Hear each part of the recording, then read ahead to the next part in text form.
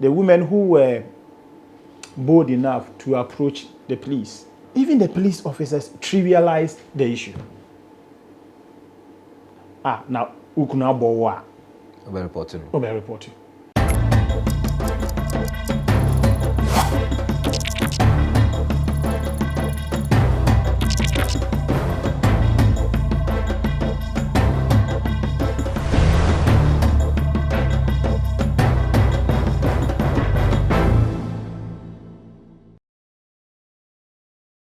Some call it spousal murder.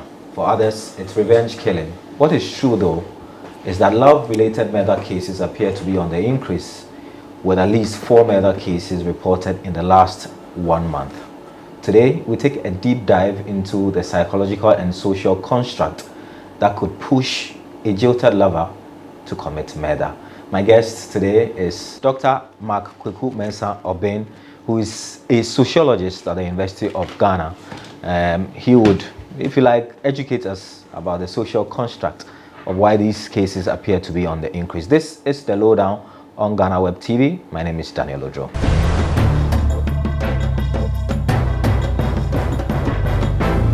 Welcome back from the break. This is still the Lowdown with me, Daniel Oduro. Doc, thank you very much for your time. It's a pleasure, and I know you're a very busy man, so thank you for spending some time with us. For the uninitiated, why should a sociologist be talking about love-related murder cases? Okay, thank you very much, Daniel. In fact, the question should rather be, why not a sociologist? Right. I mean, essentially, what sociologists do is to study human relations, right, study society, and the interactions that take place within the society. Right. And obviously, an exchange of love, an exchange of emotions, obviously falls within the domain of sociologists. We all live in societies, and we know that there are patterns of behavior, and these patterns of behaviors are shaped by the kind of relationship that exists, the bond that unites people. And as a discipline, these are some of the areas we have been specializing in. We have been teaching, we have been researching and publishing within that subfield. So sociologists are very much into it. Okay. And we've been doing this for years. Okay. And so I believe that we are well placed to contribute to the entire discussion. You are in academia, and many will say for something that is as serious as this, maybe we have to go beyond the theory. But walk us through what your research has been showing. Obviously, the increase in the murder cases over the last couple of weeks and months seem to have brought the conversation back to the front burner. But obviously, this is not a new phenomenon. But what is accounting for the increase? It is certainly not a new phenomenon. Yes, maybe where we are, I think, is the extremeness with this whole idea of intimate partner violence. Okay.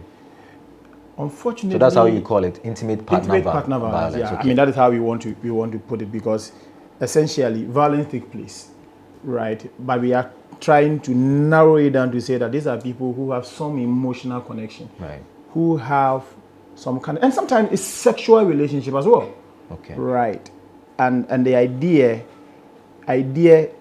of this, I mean, this has been a very common practice, and unfortunately, some of our cultural practices as Ghanaians and as a society have seemingly allowed us to gloss over some of these signs.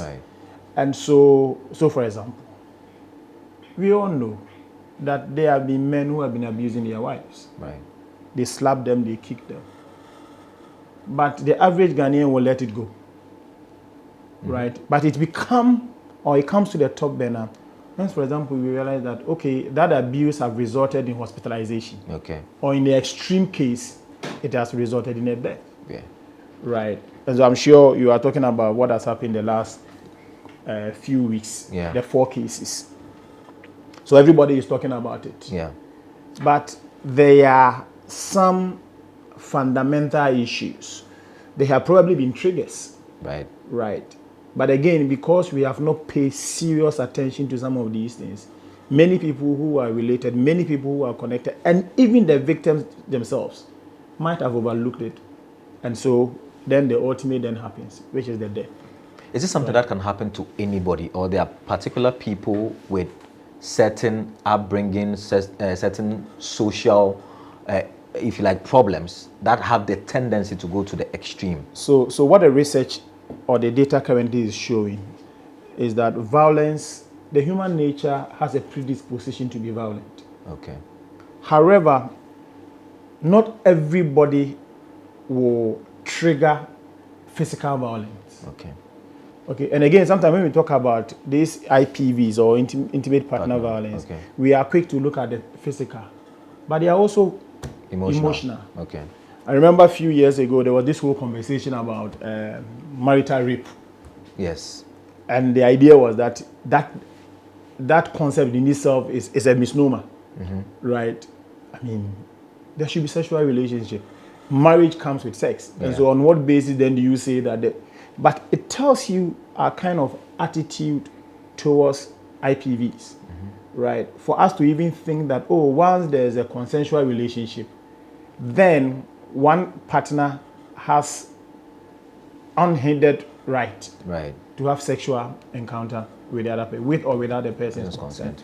Right. And so the point really is that everybody, every human being, and once the emotions take over, but what the study is actually showing is that there are certain people who are more prone to being abused. And ultimately being the subject of these IPVs, being it the extreme or the intermediate ones. So, for example, women who are less educated. Okay. And sometimes people want to use empowered, right? What the study suggests is that such people are more likely to be victims of IPVs. For the whole idea is that for lack of empowerment, they tend to be more dependent. Okay. Especially when it comes to economics. Right. His daily bread is dependent on the man. Right. And so then they are able to, and again, it comes back to some of the whole idea that for us, and again, especially even when there are children in there, right, the mother who is a potential victim of this violence feels inadequate to take care of the kids. So they stay. So they'll stay. And sometimes they'll tell you that, right. You know, and sometimes there's socio-cultural norms surrounding even divorce or separation, the stigma that comes with it. So in recent times, you hear people, again, there are those who are well educated, who are economically empowered, who can boldly say, oh, I am a baby mama. Yes. And that I am a single mother. Right. She's gainfully employed. She has some kind of social support or social capital that she can capitalize on and raise the required resources, first to take care of herself and then the children. What about the women, those who have nothing? And so even though the signs may be there, she's somehow constrained to leave. Right. And another thing is also because of our weak legal system. Right. And again, sometimes you can't even blame the police, for example. So this woman goes and reports the husband. The husband has threatened to kill me, or I have been a victim of physical abuse and all that. What would the police expect to do? Right? The police are expected to take on the message. Yeah. But if there's been a threat of death or threat of violence, there should be a shelter to keep this potential victim. But how many of these police or even the social welfare system that we have such places? There are just a few scattered around the country. Right. And so because the infrastructure is not there, and sometimes, and so, you know, off camera I was discussing with you some of the studies that a student just did during the COVID. And one of the very interesting things is that the women who were bold enough to approach the police, even the police officers trivialized the issue. Now, who could now reporting. And some of them are able, bold enough to tell you. In the and what will happen, or when he is prosecuted. Yeah. And these are critical issues. So you take the gentleman to be prosecuted. Yes, he goes in and serves the term. What happens?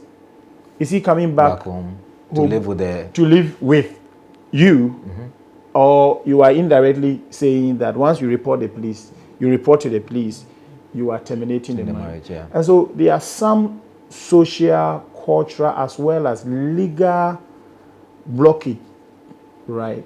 That makes our response to spousal abuse and spousal killing then seemingly becomes another option, right? For the abusers, right?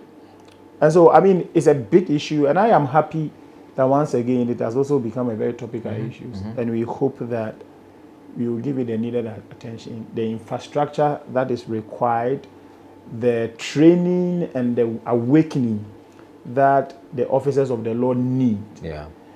And again, sometimes you even go to the domestic violence unit. Yeah. The environment in itself is not even welcoming. Somebody who has been traumatized, who has been abused, whether sexually or physically or emotionally, the basic thing is that that environment that the person is running to should be welcoming. Right. And yet it is not. It is not. Let me zero in on the police officer and the alleged killing of his supposed girlfriend in Kumasi. One of the defenses that came up was that this policeman had not long ago buried his mother, and because of that, he probably was Emotionally traumatized and unstable, which could have triggered him to go overboard and kill this woman. Are such excuses allowed? Because this is a defense somebody could mount in court if this police officer is prosecuted. Okay, so again, let's do a distinction between what the lawyers will say sustainable defense, right, and people giving excuses, right? But again, so what I foresee, for example, is that and the lawyers will tell you emotional disorder or stress or emotional instability, right, let's put it that way, are verifiable claims. And again, it is actually one of the causes that leads to people perpetrating all sorts of violence against their loved ones. So, and again, if it is proven, but again, it comes back to the kind of awareness that we are talking about. And as a society, and I am happy again, once again, for this whole thing about deep mental stress and emotional misalignment, is also coming back. In the past and historically, anybody who have shown these emotions have been described in some very unpleasant terms, right? And again, we have this patriarchal society that tends to kind of see emotions as a sign of weakness. True. Right? True. And so we have this, and again, I'm on the accounts. The person is emotionally distraught. The person is emotionally drained. He has lost a loved one. Right? So he bogged all these things down. Yeah.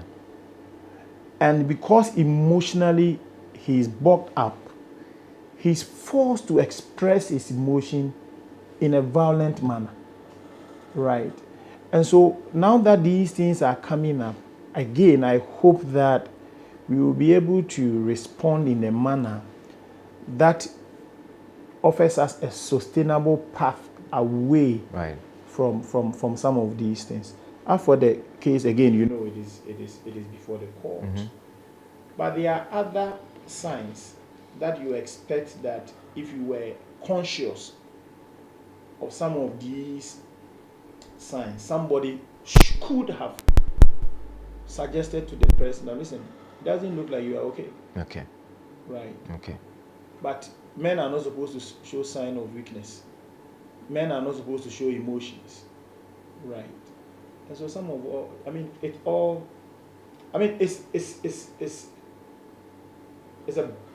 a barrage of factors. Okay. And all these come together to where we are now. All right, thank you, Doc.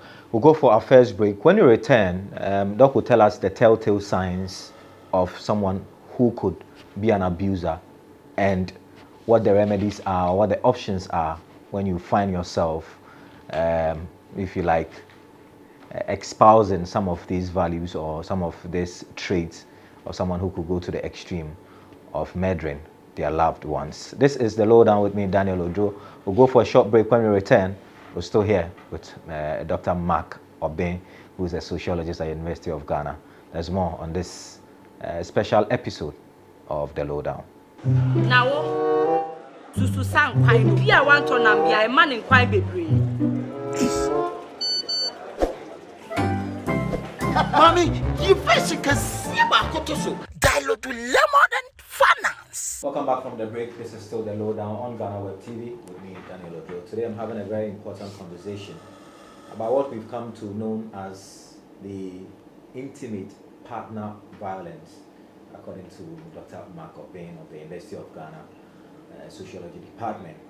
It's a very big conversation because in the last couple of weeks, as many as 4 people have been murdered by their supposed loved ones in very gruesome and brutal ways. The question I have for Doc, is there something happening with our social fiber? Because some of the extreme levels of the violence, someone will say, is un-Ghanaian. Have we lost our sense of Ghanaianness over the last couple of years?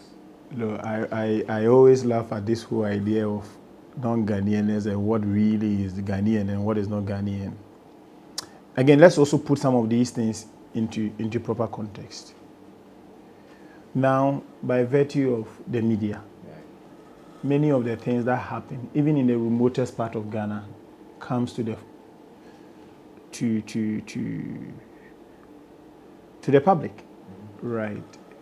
But these things have been happening anyway. It's just that if we were poorly connected, and so unless the thing happens within your community, you may probably never have it reported, right? Or you will never even get to know. Okay. But again, what the media also then gives us is an opportunity to let people know, okay, that these things are happening. And that people who tend to be what we call the killers, it doesn't happen in a vacuum. Right, there are always signs of some of these things potentially happening, right? And so, but one of the things, we can also look at the other side to say that, listen, the media is also now creating, and unfortunately, many people don't know that many of the things that is shown, particularly in the movies, are fiction. They think it's the everyday real life. So people are picking lessons from what so they pick lessons, and these are acts, right? And so he sees somebody who, within a 2 hours movie, for example, turned from being a poor man, and now within the 2 hours he has become a very successful man. And he envisions that is possible, right? And so anytime he tries and he's not succeeding, he immediately sees himself as a failure. Right. Even look at intimacy. Right. People watch edited sexual scenes and they assume that their partner should be able to play that same role. Right. And once the partner is unable to do that, the partner is not fulfilling his sexual desire. Right. But again, the whole marriage architecture in itself, I call it a problem-solving mechanism. How so? Because I am raised with different value sets. And you are raised with a different value set. You come from different families, different cultural practices, and different orientation. And suddenly, we think that these two people can come together and live in a very harmonious life. And I'm saying that the harmony or that cooperation should be seen as a problem-solving activity. Okay. And that is where in the past, counseling, the puberty rights, and all those other things helped to bring these differences together, right? I'm a Christian. I attend church. I know what goes on with counseling. What are counselors supposed to do? Counselors are supposed to help you take a decision. But the truth of the matter is that before the couple, the potential couples go to their pastor, they have already agreed that we are getting married. So the before marriage counseling really doesn't help until maybe after you are married. Right. And so during the counseling section, what a counselor is supposed to do is walk you through the processes to help you know whether you are compatible or not. Do they even listen? Would they listen? Exactly. They are not going to listen because they have fixed their date. It's medical. They have fixed their date. They have invited their guests. They have planned on how to get all those things. And so one of the ways to address it, I tell people, listen, we have failed when it comes to premarital counseling. But counseling should be a continuous process. Some are bold to admit that they have issues, right? And they will seek help. There are clinical psychologists all over who are willing to offer some of this help. But the first thing is that people must be aware of these challenges.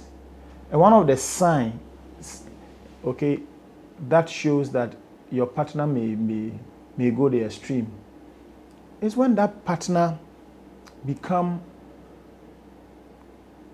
controlling. Okay. He wants to stalk your movements, his interest, your phone. everything. And especially if that's not how the person really was. Then suddenly, there's this whole intense controlling behavior emanating from that partner. But that's a potential. Exactly. It's a red flag. It means that, listen, the sign is there. If you are not careful, the worst may happen. Some confuse it for love, obsession. You know, that's one of the things that we have been talking about cultural hidden norms, right? That suggests that, if the man doesn't love you, he will not show concern and protection. But these are extremes. You will see it. If you are observant, you will see it. No, this was not how my husband used to behave. This is not how my wife used to behave. Now, suddenly, he wants to take charge of your entire life. If that sign is happening, then please, you need to watch out. And then another sign that you also want to watch out when these things are also is that there's this whole explosive feeling of rage or anger, right? So there are people when little misunderstanding, and he's all over the place. He's threatening to beat you up. He's threatening to kick you. And sometimes over very simple things, right? I mean, everybody shows anger, right? But you see that, no, this is not normal. And the normal, this is extreme, right? So he goes haywire. And another thing, in fact, some of them, if you are fortunate and if you are smart, they actually verbalize it. That they would Mekum. Okay. If this continues happening, and sometimes they'll tell you, Mekum ni makumi ho. Please, these are not signs of love. I beg you. Suicide. This is not sign of love. This is a sign that if you are not careful, the worst may happen, right? And so there are some other. So they lose completely their emotionality, right? Under normal circumstances, when somebody does something that is bad, over time, we expect that the person will show emotions, remorse, sympathy. But you realize that these traits are missing. And he boasts about the fact that the last time when you did it, I hit your hair against the wall. And he's proud of that temperament. Please, it's a sign that the person you are dealing with needs help. Okay. But you actually also need help. In fact, you are the first person who needs help. And the help you need is get out. Do you go to your family? Do you go to the professionals? What do you advise? For me, get out.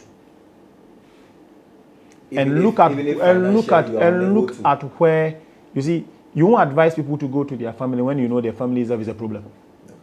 You won't advise the person to go to the police when you themselves you know that the police will trivialize your complaint. Okay. But what is important is that it means that you need a break.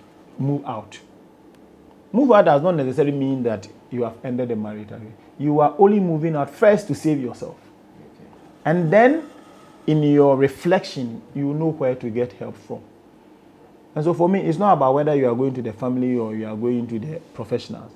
It is about first saving yourself first. Okay. And then you will know the next direction to take. But what do you make of people who say, we all know what has happened with our economy in the last couple of years, that the fact that people have gone through some financial challenges, they are unable to do the things they used to do. Yeah, everybody seems to be on edge. The smallest thing seems to trigger people. Yes, so it also comes back to this whole, idea about emotional intelligence. So by killing your spouse, by abusing your spouse, suddenly your economic situation turns around and become better? No. What I admit is that the economic situation we find ourselves potentially put virtually everybody at risk. But that is also where your emotional intelligence comes in. Your sign of maturity comes in. In the past, we have said that marriage matures people, right? Family matures people, right? Some of the risky behavior, there's enough research to show that married men in particular, marriage, family lowers the tendency for men to embark on risky behavior, right? And so, yes, the economic stress is virtually on everybody. It is hurting people emotionally. Everybody is stressed. Everybody is stressed. But again, it comes back to communication. Okay? In Akan, we say that obi enua or ware netanfo. So what it actually means is that proud to wherever current state you find yourself, there was a point where emotionally you felt compatible, right? Cultivate the habit of sharing views, sharing emotion, sharing thoughts, and whatever, right? And so we learn to communicate effectively. We communicate effectively. The economic situation, whatever, will never be an excuse for committing any of these heinous crime. And when you do that and the law deals with you, those excuses will never suffice. Okay. So that's advice to the individuals in the relationship. What do you have to say to bigger institutions like the media? Okay, this has happened the last 1 month. We are obviously throwing a lot of spotlight on it, highlighting it. But what do we do from here? What does the police do from here? What does DOSU do from here? All the institutions, the social welfare, what do they have to do going forward? Because if not, this would happen, we reported, there's a period where it doesn't happen, then there's another explosion where 3-4 women or people are killed again because of intimate related violence.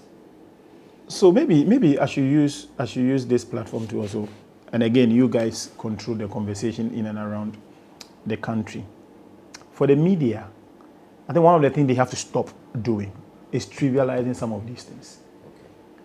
I think we should see it as a major crime and we should treat it as such. Anytime we trivialize some of these things, so for example, come on, that the lady who was murdered in Kumasi was double dating, that is never an excuse to kill. It should never happen. Yes, but again, it's also about who we give the microphone to. Because all these things happen because somebody, and that suddenly changed the narrative. Okay. Right? That lady was double dating, he had a boyfriend in the US. Justified. Exactly. And when you do that, the subconsciousness of people keep in these things.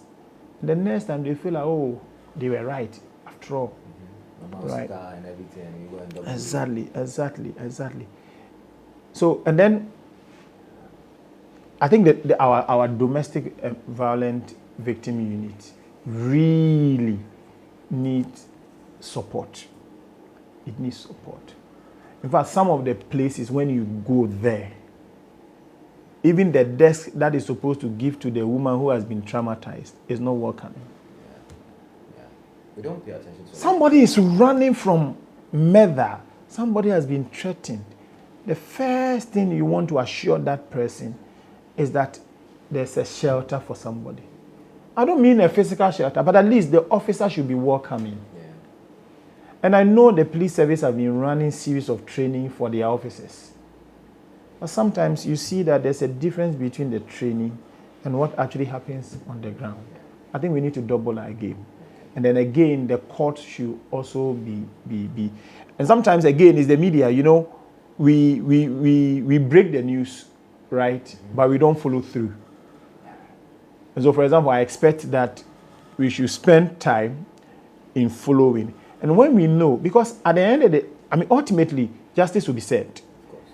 But the hype that we give to the breaking news when the incident happened, same is not done when there's a final judgment and a closure on the case. If the same amount of attention is given to the judgment, people out there who are also contemplating on doing that begin to know, hey, Masa, right? And then we begin to learn from it. But I mean, it's a bigger conversation, and we need to work as a society. We need to pay attention to some of these issues. Doc, finally, for the support. I don't want us to conclude by making it sound like it's only men that perpetuate violence on women, because there are instances where the opposite is also true. What are some of the traits that a man can identify in a woman and say, this woman, you see, it comes back to the whole socio-cultural practices that we have built around ourselves over the time. Men are not supposed to show emotions. Men are struggling, right? There are some men who are staying unreasonably long hours in the office simply because they want to avoid. They don't want to go home. Right. You see. But again, this man is constrained by cultural norms to even voice out. He tells you, and the first thing you do is, you, who is a friend, who is supposed to help him out, right? But my point really is that for men, please talk. Find somebody and confide in, right? Let us not reduce our pastime into talking about other genders. Let's also talk about ourselves and our personal needs. Exactly. Let's also talk about emotions. It matters a lot. In fact, the pressure on men is even higher than women, because for you are not only thinking about yourself, you're also thinking about your spouse, who by social norms are expected to be your responsibility, and your children. And you know how difficult it is when there's no man even in the life of their children. And there are many studies that suggest that the absence of a man actually in the life of a child, okay, drags his success by close to 30%. And that especially for women who have been very successful, many of them are successful because they had a male figure, either their biological father or an uncle or somebody stood in for them. Right. And so men, your children need you. Your wife need you. So if you have any of these things, please forget about men don't show emotions, and that when you show emotions, it means that you are a weaker vessel. It is never true. It actually means that you want to care for yourself and care for your dependents. Right. Thank you very much, Doc. This has been very enlightening conversation, and I hope that it's going to extend the conversation of what I have learned today. Intimate partner violence, IPVs, and hopefully men will learn to speak up, men will learn to show emotions, and learn to speak about their problems at home. And Doc has told us about the red flags that you need to identify and first of all move out if you can to save your life and later on maybe save your relationship, whether or not you want that. My name has been Daniel Oduro. It's been another edition of the Lowdown. Thank you very much, Doc. I appreciate your time. Thank you for coming. Back same time next time with another edition of the show. Until then, it's bye for now.